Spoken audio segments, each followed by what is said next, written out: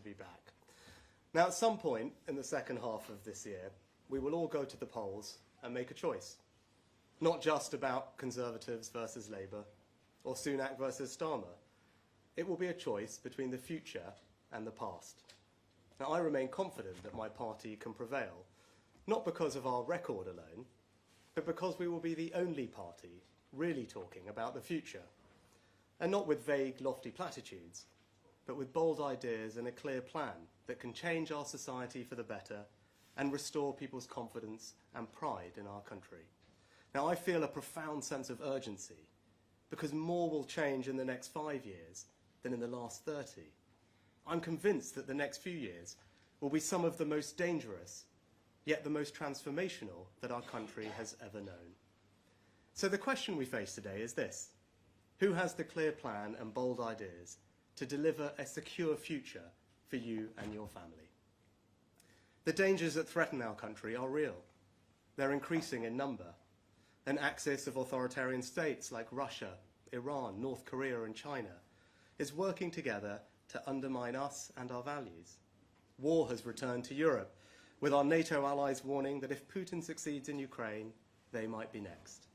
War rages too in the Middle East, as Israel defends itself, not only against the terrorists of Hamas, but a barrage of missiles fired for the first time directly from Iran. Right now in Africa, conflicts are being fought in 18 different countries. And Putin's recklessness has taken us closer to a dangerous nuclear escalation than at any point since the Cuban Missile Crisis. Now, these are not faraway problems. Iranian proxies are firing on British ships in the Red Sea, disrupting goods destined for our high street.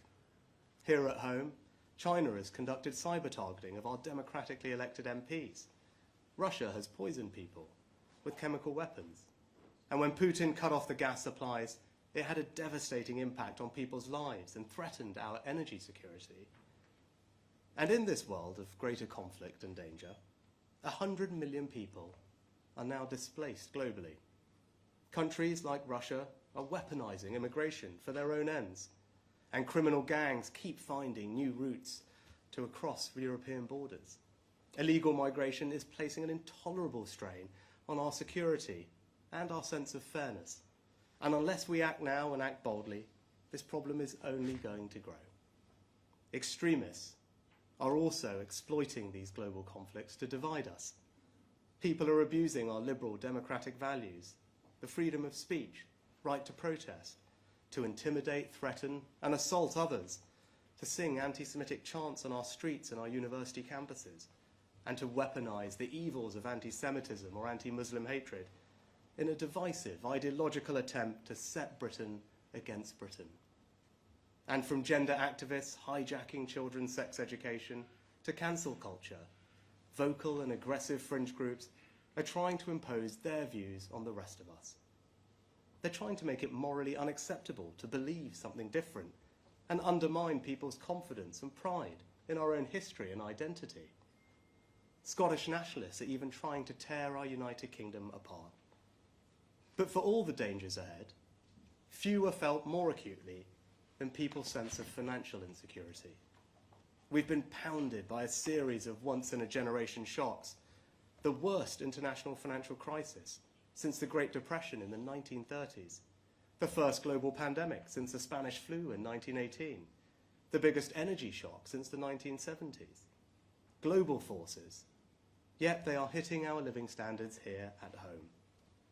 We must be prepared strategically, economically, with robust plans and greater national resilience to meet this time of instability with strength. And people's sense of insecurity is only heightened by the fears about new technologies like AI.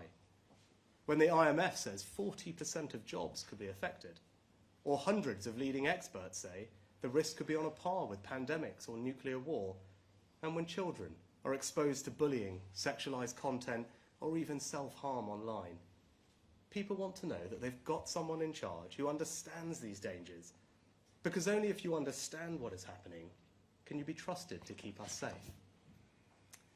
But the paradox of our age is that for all the profound dangers that we face right now, we also hold in our hands an opportunity for human progress that could surpass the Industrial Revolution in speed and breadth. Technologies like AI will do for the 21st century what the steam engine and electricity did for the 19th. They'll accelerate human progress by complementing what we do, speeding up the discovery of new ideas, and by assisting almost every aspect of human life. Think of the investment they will bring, the jobs they'll create, and the increase in all our living standards that they'll deliver. Credible estimates suggest AI alone could double our productivity in the next decade, and in doing so help us create a world of less suffering, more freedom, choice, and opportunity. Just imagine every child in school with their own personalized tutor, and every teacher free to spend more time personally developing each student. New frontiers in medical diagnostics, where a single picture of your eyes can not only detect blindness, but predict other diseases like heart attacks or Parkinson's. And counterintuitive as it may seem, throughout human history, the greatest breakthroughs of science and learning have so often come at the moments of greatest danger.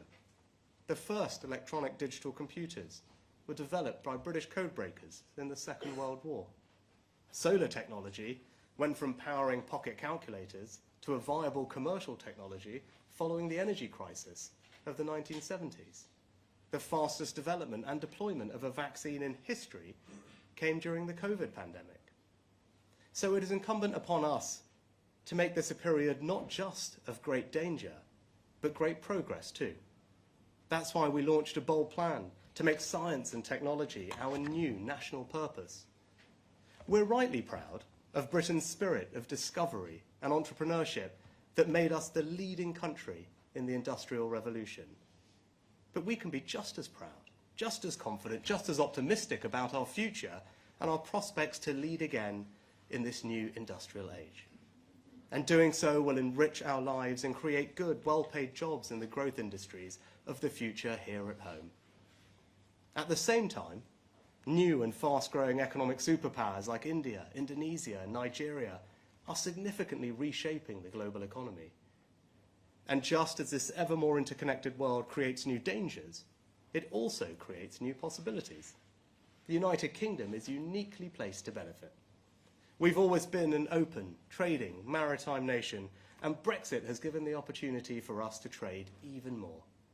And we invent, discover, and produce new products and services that the world wants to buy. From aircraft wings in Filton, to financial services in Glasgow, to incredible cultural exports like film, music, and TV, or sports like the Premier League. Everywhere from rural Kenya to the cityscapes of South Korea, people stay up at all times of the day and night to watch their favourite British team. It's no wonder that Brexit Britain has leapt above France, Japan, and the Netherlands to become the world's fourth biggest exporter. And the more we export, the better our businesses will do, the more jobs we'll create, the more wealth we'll generate right across our country. So this is the opportunity before us. A world transformed by technological progress, huge global markets hungry for new talent, goods and services. And you can see it all around us. Two brothers from Merseyside sat around their kitchen table and built Castor, a £1 billion sportswear business, taking on global giants like Nike and Adidas. Their kit now worn by Red Bull Formula One and Bayer Leverkusen. British companies and workers right across the country are pioneering offshore wind and exporting it around the world. Now already we've built the world's first floating offshore wind farm, and our innovations have helped reduce the cost of wind energy by around 2/3 and increase the size of the turbines to the equivalent of the Eiffel Tower with blades bigger than Big Ben. And you can see the opportunity too in healthcare, giving people longer, healthier lives. In Denmark, Novo Nordisk created the Ozempic drug, which is not only helping to tackle chronic disease globally, but single-handedly grew Denmark's entire economy last year. So all this progress should show us that while this is one of the most dangerous periods we've ever known, it will also be one of the most transformational. And if we make the right choices, if we have a bold enough vision, then we should feel confidence, pride, and optimism that Britain's future is secure. So my point is this: our country stands at a crossroads. Over the next few years, from our democracy to our society to our economy to the hardest questions of war and peace, almost every aspect of our lives is going to change.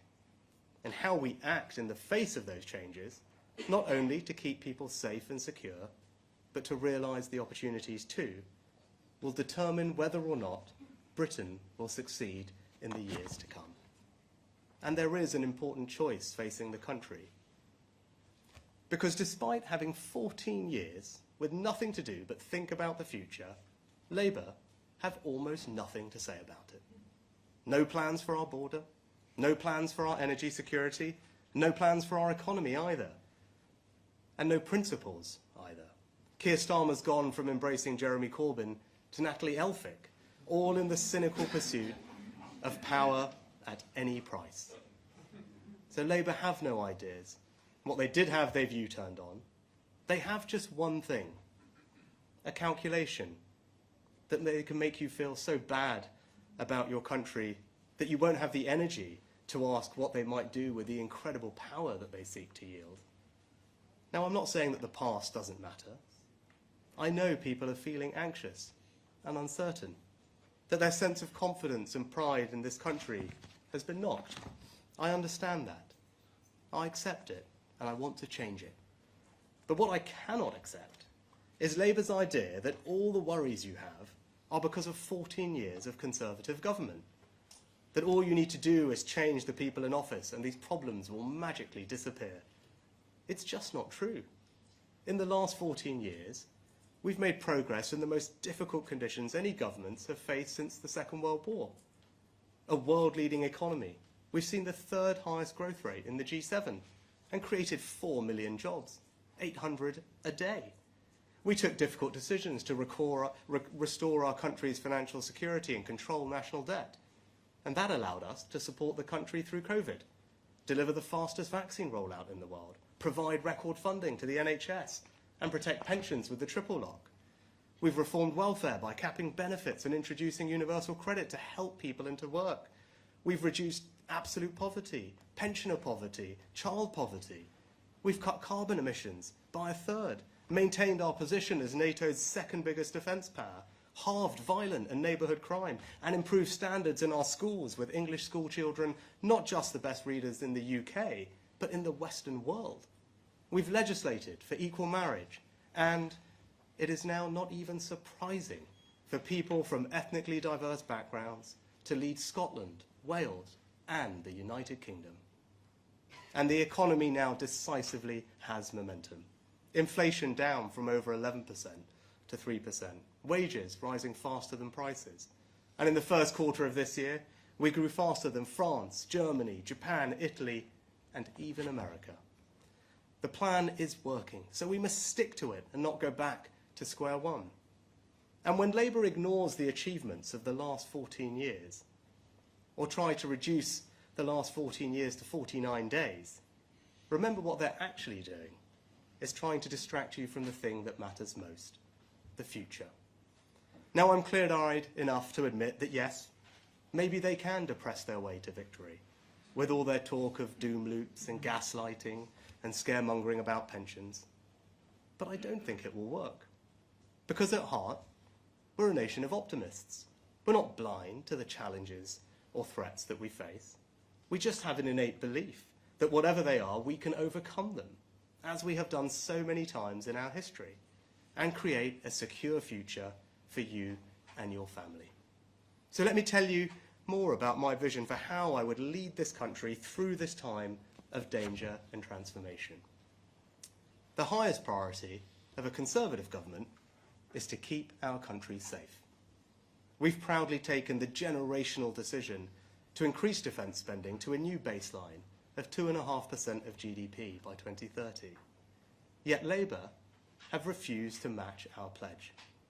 Keir Starmer supported a former Labour leader who wanted to abolish the army and withdraw from NATO. And Labour's current deputy leader, shadow foreign secretary, and many others voted against our nuclear deterrent, the ultimate guarantor of our security. Now, Labour want to pretend that this is all history, ancient history, but it's not, and it should worry us.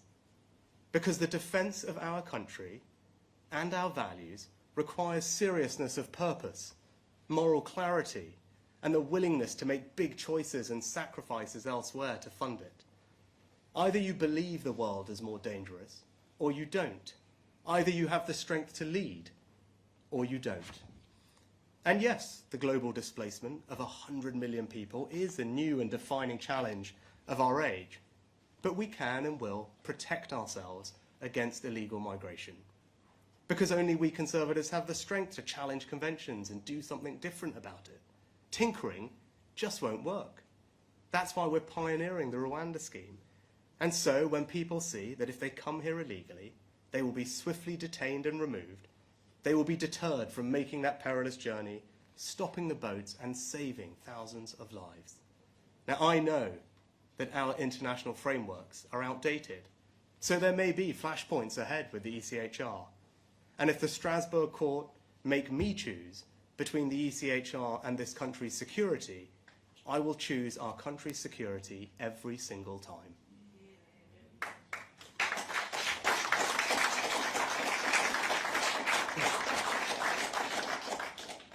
And nor will I ever compromise on defending our values, our history, our way of life against those who seek to undermine them. I am unapologetically proud of who we are. And under my leadership, ours will be a country where people can disagree in good faith, but where they must do with respect and decency for others. A country where the benefits of belonging to our union are self-evident to the overwhelming majority of our people. A country where we strengthen and protect the greatest institution of all, the family. Better protect children from the harms of the online and offline worlds, and do more to protect single-sex spaces. A country where we celebrate the small acts of kindness that bind our society together, and where we actively work to rebuild the civic involvement and pride that have always formed part of our distinctive national culture. A country where we honour those prepared to pay the highest price for our freedoms, as we make the best place in the world to be a veteran here at home. And a country where we properly respect the older generation. They've contributed all their lives. So whatever the triple lock costs, it's morally right to give older people dignity and comfort in retirement. But as well as strengthening our national security and restoring pride in our national culture, we'll also protect you from the dangers of a more unstable world by giving you greater peace of mind over your financial security. The people have been struggling to make ends meet. I know that. In the last few years, you've seen rising energy bills, mortgage rates, the cost of the weekly shop. And I hope have shown that through my time in office, that from furlough to support with your energy bills, the government I lead will always be there for you. But that's only possible if we take the tough decisions to strengthen the country's finances and control debt. And you can trust me to do that. When I stood for the leadership of my party, and my opponent's policies imperiled our financial strength, I was sooner prepared to lose than abandon what I believe so deeply is right for our country. I feel the same conviction about net zero. In a more unstable world where dictators like Putin have held us to ransom over energy prices, I reject the ideological zeal of those who want us to adopt policies that go further, faster than any other country, no matter what the cost or disruption to people's lives. That's exactly Labour's approach. They act like a pressure group, not a would-be government. And the Conservatives will govern in the national interest, leading us to net zero in a serious, hard-headed way that prioritises our nation's energy security and the financial security of hard-working families. Now, but even as we strengthen our security and our sense of pride and confidence in ourselves, I also feel a sense of urgency about readying our country to succeed in a world transformed. And that starts by giving all our young people, wherever they live, whatever their background, the skills and the knowledge to succeed. Building on the success of the last 14 years, we will create a truly world-class education system. The Advanced British Standard is the most far-reaching reform to education for 16 to 18-year-olds in a generation. We're tearing down the artificial barriers between technical and academic education, increasing children's time in the classroom, studying a greater breadth of subjects to match our competitors, and unapologetically saying that every single child must leave school not just literate, but numerate as well. Now, I know that this will not win universal acclaim, but maths will be fundamental to our children's life chances in this new technological age. And it is our duty to give them those skills. And more, we'll end rip-off degrees and massively expand the number of apprenticeships, because a degree is not the only path to success in the modern economy. And we'll make sure that everyone has the funding they need to retrain or learn new skills at any point in their lives, because in the future, education won't stop when you walk out of the school gates. But for Britain to finish first in today's world, we don't just need the skills to succeed, we need to create a dynamic, innovative economy fueled by technological progress, so we lead in the industries of the future and help you and your family become wealthier and more economically secure. And the government I lead is creating the conditions for a new British dynamism by investing in the new infrastructure of the future, not just roads, railways and buses, but gigabit broadband, research and development, computing power, by helping to create hundreds of thousands of good, secure, well-paid, highly skilled jobs that will level up opportunity right across the country. And yes, by taking the necessary decisions to build the right homes in the right places to support those jobs. But true British dynamism won't come from the state alone. It will come from you. It will come from the ingenuity and creativity of the British people, given the support, the opportunities and the rewards to have, pursue and realise big ambitions. If you have a brilliant idea, I want you to build it. If you're passionate about solving a problem, I want you to pursue it. And if you simply want to set up on your own, I want you to get out there and do it. Because you won't find the future written in a slide deck in a Whitehall Quango. You'll find it out there in our country. And so the government I lead will create the conditions for people themselves to try, to build, to invent. Yes, sometimes to fail, but more often to succeed. That's why we're cutting taxes directly on investment. It's why we're cutting taxes to encourage innovation, and it's why we're seizing the freedom and the flexibility of Brexit.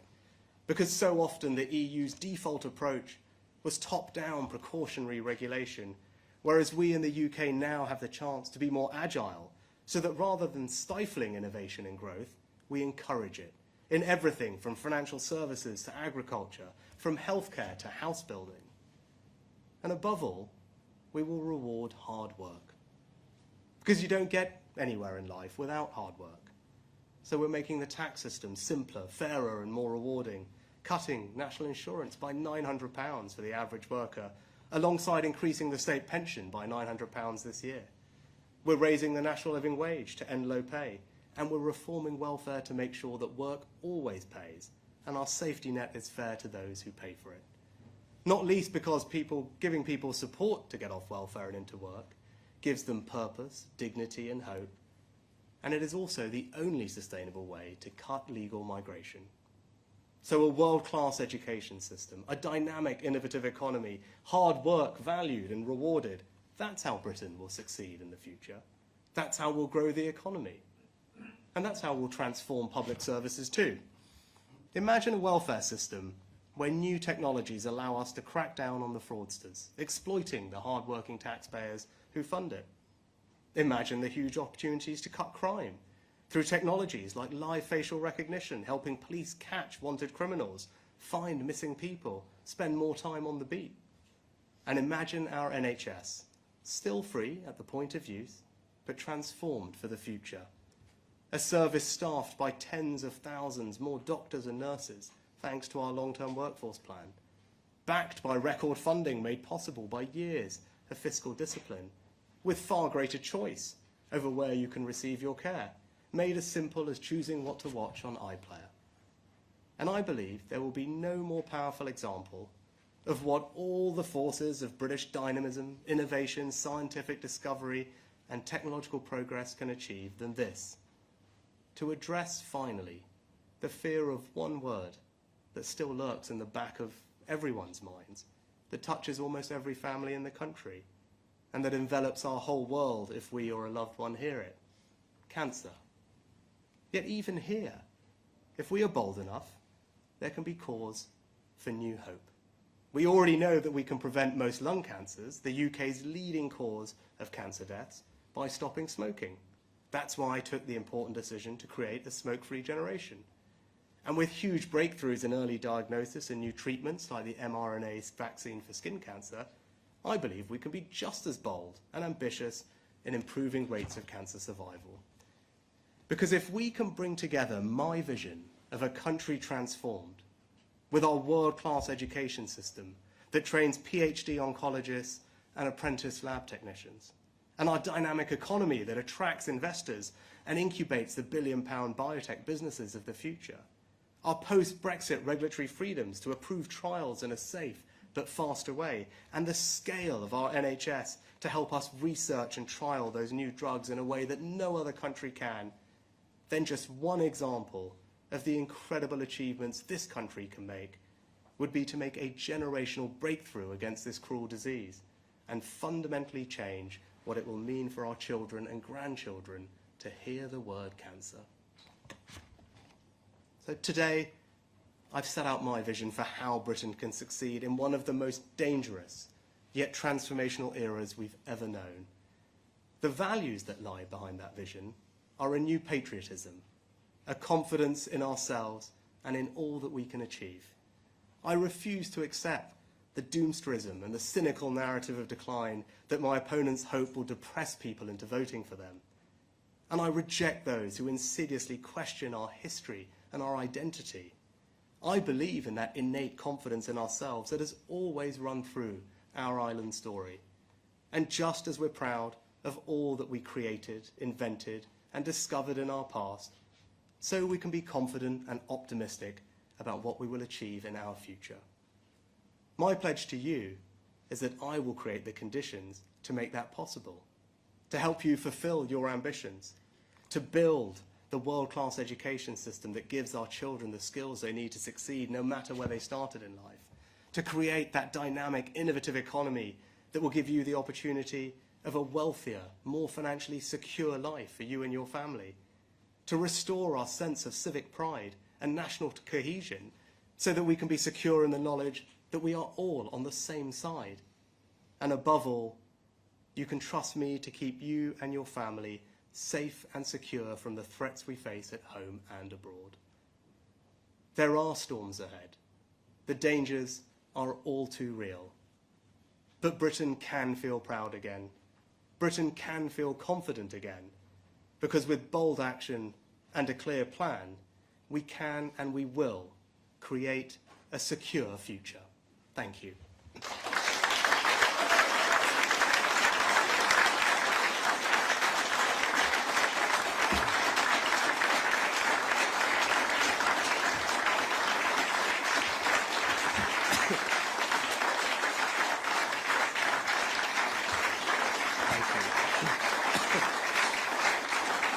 Thank you. Thank you, that's very kind. Thank you very much. We just turned some questions from the media. If I could start with the Sun, please. Thank you, Prime Minister. Harry Cole from the Sun. You mentioned our secure future and defence spending and security being on the ballot paper. But when the Tories took power in 2010, defence spending was running at 2.47% of GDP. In 2015, after the annexation of Crimea, that fell to 2.03%. Despite your uplift as Chancellor, it's still lower today as a percentage than when your party took office 14 years ago. And it won't hit 2.5% until a long time after the next election. So you talk of all these profound dangers, but aren't you coming to this far too late? And how can voters really believe that your security is safe in the Tories when they look at the last 14 years of spending? So, Harry, I could just completely reject the premise of what you said. When the last Conservative government came into office in 2010, the country was bankrupted. Everyone remembers the note that was left, that was no money left. And that government, my predecessors, had to make some pretty tough choices. But they decided, rightly, to prioritise defence spending. And it maintained 2% of GDP since 2010 for a decade, which was the NATO standard that actually the UK pioneered at the summit in Wales in 2014. And if you look at that last 10 years, we have remained one of the few countries in NATO to meet that 2% standard, we've remained the largest defence power in Europe and the second largest in NATO behind the US. So actually I'm applaud and I'm grateful to my predecessors, including David Cameron, for making that difficult decision. I'm not sure it's a decision that the Labour Party would have made, because they're not making that decision today. And that's the question going forward, is the choice in the future. You've got a party that you've always been able to trust with defence, and you can trust them and trust me when we think about the future, because sadly we are living in the most dangerous time that we've seen since the Cold War, and I believe that the next few years will be one of the most dangerous times our country has ever lived through. An axis of authoritarian states, Iran, Russia, North Korea, China, acting in an assertive way that is threatening our values, threatening our interests abroad and at home in a more interconnected world. And what are we doing to meet that threat? We've made the generational decision to strengthen our national defence and increase defence spending to a new standard. And that's not just all on the come. When I made that announcement a few weeks ago, it was coupled with an instant increase in our defence spending of £500 million to support Ukraine, which, as everyone can see from the news today, is absolutely the right imperative, because an investment in Ukraine's security is an investment in our security. We have peace through strength. We have to restore deterrence, and that's why it's imperative that Putin fails. And the question at the election is that choice. Who can you trust to keep you safe in this more dangerous world? Well, you can trust me, you can trust the Conservatives, because we've made that decision. That requires leadership, it requires us to prioritise defence. That's not easy. There were plenty of people who said, well, you should do other things instead. I don't think that's the right thing for our country. But Keir Starmer's made it very clear that he doesn't agree with that. He doesn't agree that this is a more dangerous time that requires us to invest more in defence. Hasn't matched that pledge. This is someone who supported Jeremy Corbyn, who wanted to scrap the army and leave NATO, that you talk about. And as I said, right now, the deputy leader of the Labour Party, the shadow foreign secretary, and multiple other members voted against our nuclear deterrent. That is the ultimate guarantor of our security.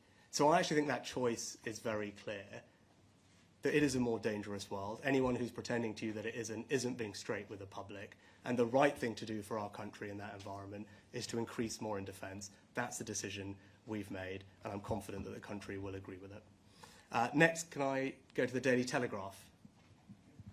Thank you, Prime Minister. Ben Riley-Smith from the Daily Telegraph. You're laying out your election pitch, but you won't tell us when the election is. Can you just be categorical and say you're not going to call an election for July? So, Ben, I've been clear, I think, since right at the beginning of this year, that my working assumption is that we'll have an election in the second half of this year. Now, obviously, this question about election timing is a game that the Labour Party want to play, right? They want to make everything about process and not about substance. But I think the country deserves a more substantive debate than that. And look, when that election campaign does come, when people are considering that choice, I am happy to debate Keir Starmer as many times as he would like on that choice. I'm being very clear.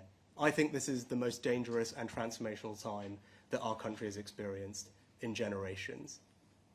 That's the choice at the election. That's the substance that we should be debating. Now, I'm clear we are prepared to take the bold action that is necessary, that we have a clear plan that is working to deliver a secure future for everyone in our country. That's what the election should be about. That's the debate that we should be having, not on process and timing. I'm looking forward to those debates when they come.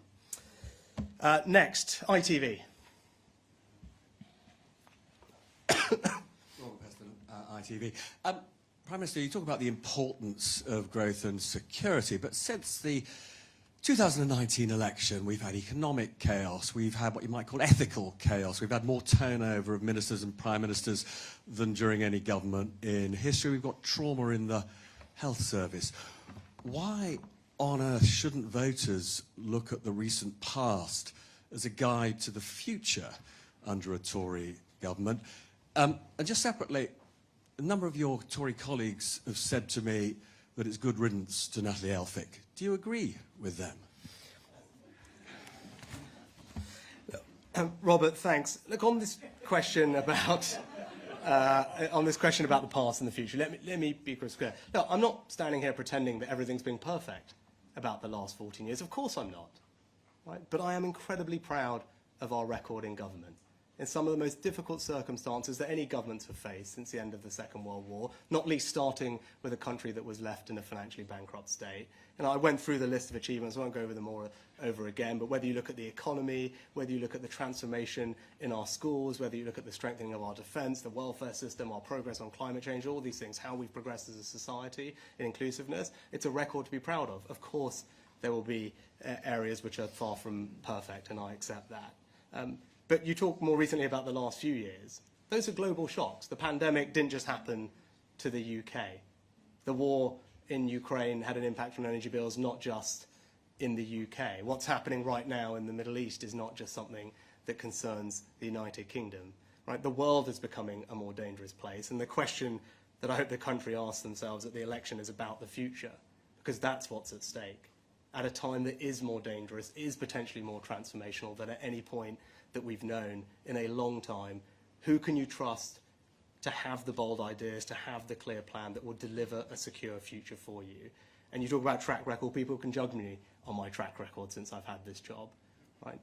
Tackling a more pragmatic, hard-headed approach to net zero, ensuring that we have secured our economic recovery, as you and I were discussing last week, delivering tax cuts, making sure we're investing in the industries of the future, taking advantage of Brexit, growing our trade. These are all the things that we've done just in the last 18 months, and that brings me on to Natalie Elphicke.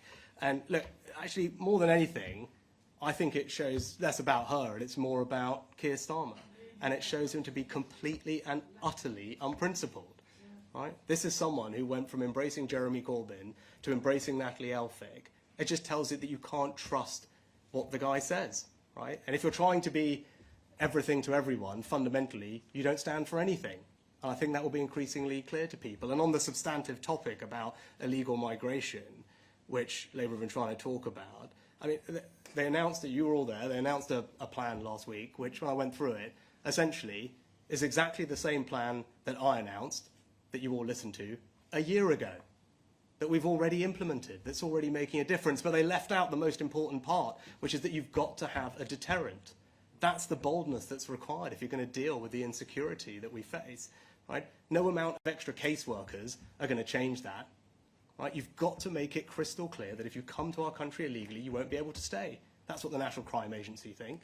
That's how we've solved illegal migration from Albania. Right?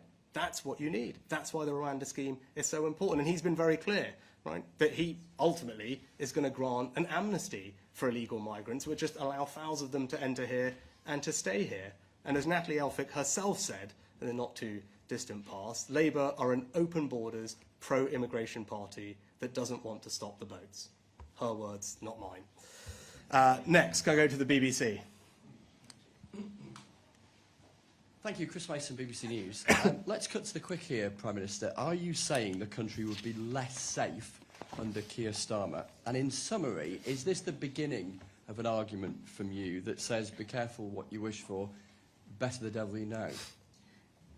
In a word, yes, Chris. I'm very clear, right? I'm the Prime Minister of this country. I've been doing this job, and I've set out today that I believe that the next few years will be both the most dangerous that our country has experienced in a long time, and also the most transformational. Now, you can disagree or agree with that, but I happen to think that's the truth. Everything that we're seeing in the world from today, from the last week, last few months, tells me that there's an incredibly dangerous time. And what the country needs, what the country wants, what the country deserves, is to know that there's a secure future for them and their families ahead. That is the choice at the next election. And I'm also clear that my track record and the decisions that we're making in government show that we are the party that has the bold action, the clear plan to deliver that secure future. That's a debate that I'm looking forward to having. Next, Daily Mail. Thanks, PM. You said you want to fight the election campaign on the future, not the past. Does that mean that there'll be no place for Boris Johnson when it comes to the campaign? Yeah. I've been clear about this as well in the past, right? I want every Conservative who shares the vision that I do to be part of that campaign, to fight for the things that we believe in. Now, ultimately, look, of course, the Conservative family is a broad church, but we're united by a set of values. And that set of values that I talked about earlier on are founded in innate optimism about our country and what it can achieve. An intrinsic sense of pride in our history and our identity. and a knowledge that actually progress comes from people, not from the state. And that's about creating the dynamic, innovative economy I talked about, seizing the opportunities of Brexit, recapturing what we had. We led the world in the Industrial Revolution. Right? That's what we did in this country. That was the most extraordinary time of change and progress for humanity and for British people. We led that. And I see no reason why we can't lead again in the future. And that vision that I pointed out and outlined of a more secure future for families, where we can have confidence in our strength, where we're protecting people from the threats we face, when we're securing our borders, when we have a pragmatic approach to net zero that's serious, that's hard-headed, that makes sure that we give everyone in our country financial security. That is a Conservative message, and I'm confident everyone can get behind. And the choice of the next election is not between this Conservative and that Conservative. The choice of the next election is between me and Keir Starmer. It's between the Conservatives and Labour, but crucially, it's about the future versus the past. And we are the only party that is talking properly about the future and has a plan to deliver a secure future for our country. Next, LBC. Hi, Natasha from LBC. Just to follow up on Chris's question, so are you saying today that you think that Keir Starmer would make this country more unsafe? And on Ukraine, it was reported over the weekend that David Cameron persuaded Donald Trump to back more funding for Ukraine on the premise he could secure a peace deal. Can you assure us that the West is not about to force Ukraine into taking a peace deal? Thank you. Yeah. No, I believe that we will keep this country safe, and Keir Starmer's actions demonstrate that he won't be able to do that. I believe this is the most dangerous time that we've faced for generations. That's why we've made the decision to increase defence spending to 2.5%. That's not an easy decision. Right? That is a decision that we've made. That's a choice that we've made. That's a priority that we think is right for the country. Keir Starmer and the Labour Party have been crystal clear that they don't believe in that. They will not match that choice. Right? So there's no way you can keep the country safe and secure from the growing threats we face. Iran, China, North Korea, Russia acting together, unless you are prepared to invest in our defence. It's as simple as that. There's a very clear dividing line there, which I'm sure everyone can appreciate. And at the end of the day, when it comes to this question, right, his track record would tell you that. And I don't say this for political point scoring, but that is just the reality of the situation. He's someone who believed Jeremy Corbyn would make a good Prime Minister of our country, not once but twice.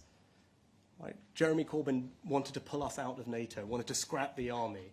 Multiple members of the government that Labour would provide don't believe in a nuclear deterrent. So I don't see how you can, with a straight face, say to the country, yes, I'm prepared to do what it takes to keep you safe. The evidence just doesn't suggest that at all.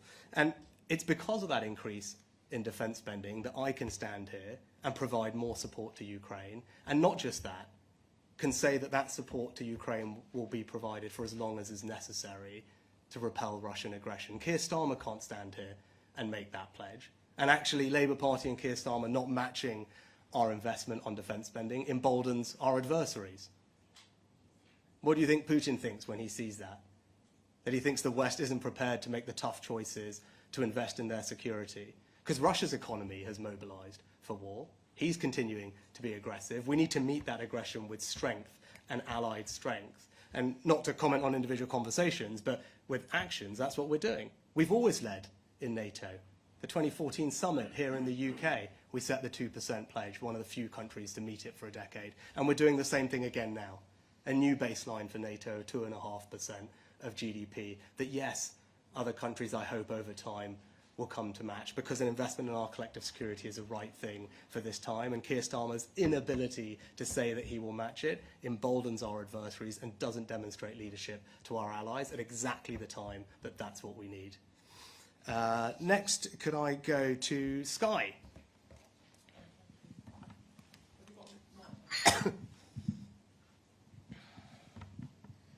Prime Minister, thank you. After the local elections, you said the results suggested we're heading for a hung parliament with Labour as the largest party. You've also ruled out doing any deal with another party. So as you outline these future threats, why have you openly admitted that you're not going to be able to stay on as Prime Minister? Thank you. Sorry, Beth, I'm not entirely sure I understood the question, but what I would say is that wasn't me who said those things. That was independent election analysts who made those points about the results of the local elections. You know, my point is we've had the local elections now. The next election that our country is going to face is the general election. And the choice of that general election is clear, as I said. It's about the future versus the past. And as I've set out today, we have a clear understanding of what the future entails. The most dangerous time that we've known in a long time, but also the most transformational. And it is only us, it is only me, that have the bold ideas and the clear plan that will deliver a secure future for the country. And that's the substance of the debate that I'll be having at the next election. And then lastly, if we could just go to Channel 4. Thank you very much, Prime Minister. Can I just follow on the LBC question about what that Sunday Times article said?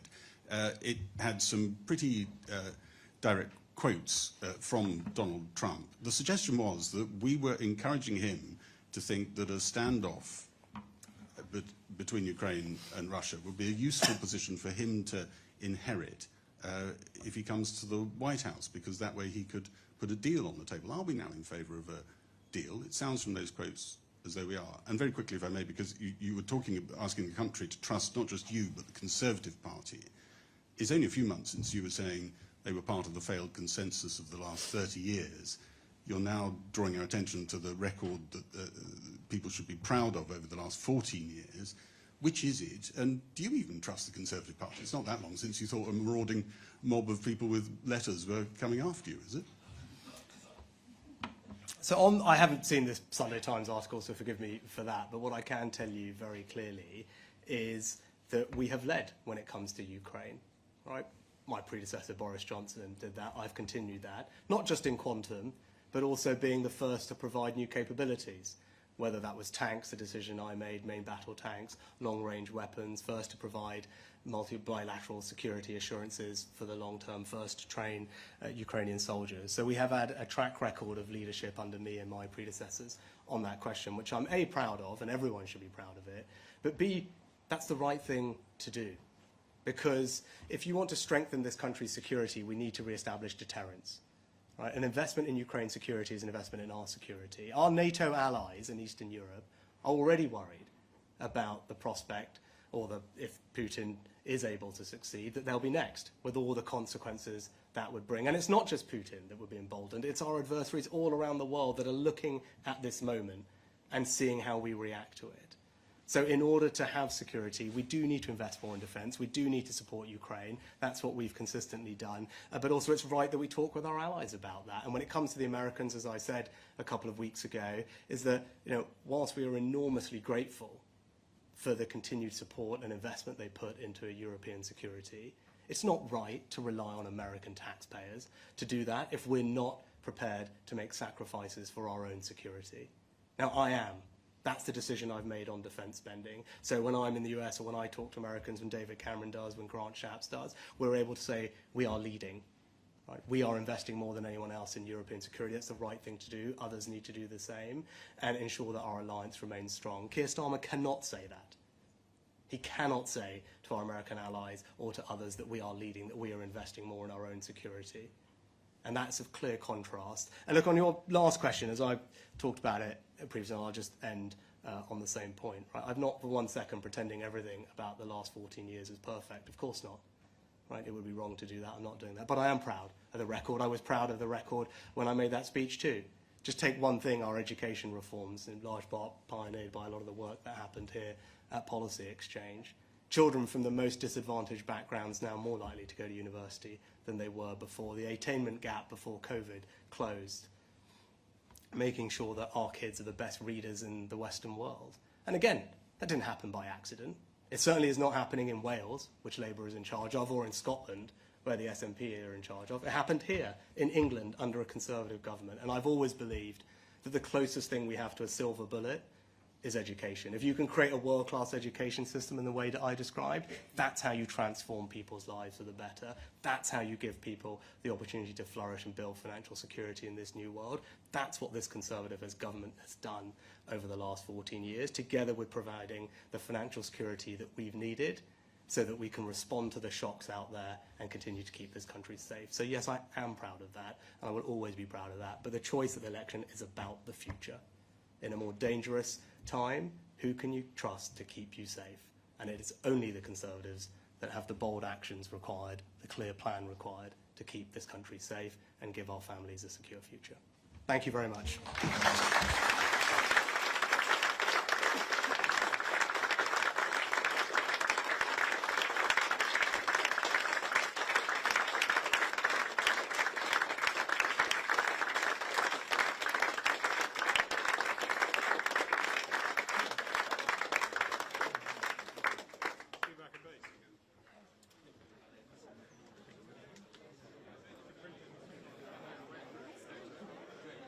See what remains of my laptop.